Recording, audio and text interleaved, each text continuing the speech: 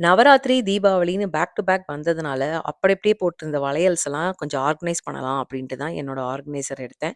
எப்போதுமே வளையல் வந்து கலர் வைஸா ஆர்கனைஸ் பண்ணிட்டோம்னா ஈஸி. டக்குனு வந்து சாரிக்கு ஏத்த மாதிரி அந்தந்த கலர் ரேக்லேருந்து எடுத்தோம்னா போதும். அப்படியுமே கொஞ்சம் கச்சா முச்சான்னு தான் இருக்கு. பட் அட்லீஸ்ட் சேமா இருக்கே அப்படிங்கிறது தான். என்னுடைய மோஸ்ட் ஃபேவரைட் வளையல்னா அது இதுதான். நல்லா ஞாபகம் இருக்கு. வார்ட்ரோப் பை பர்ஷா அப்படிங்கிற பேஜ்ல தான் வாங்குனேன். இன்ஸ்டா பேஜ்லேருந்து தான். என்னோட வளையல் கலெக்ஷன்ஸ் இதுதாங்க.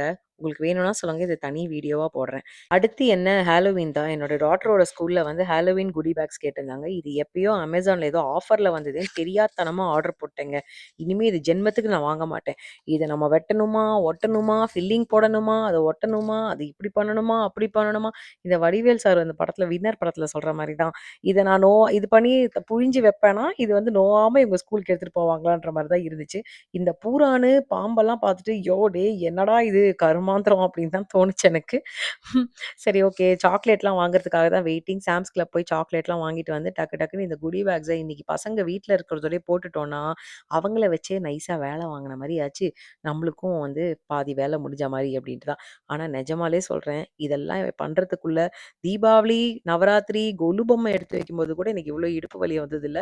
இத பண்றதுக்கு தான் எனக்கு பயங்கரமான இடுப்பு வலியே வந்தது. சரிங்க நம்ம நாளைக்கு ஒரு ஷார்ட்ஸ்ல பார்க்கலாம். பாய்.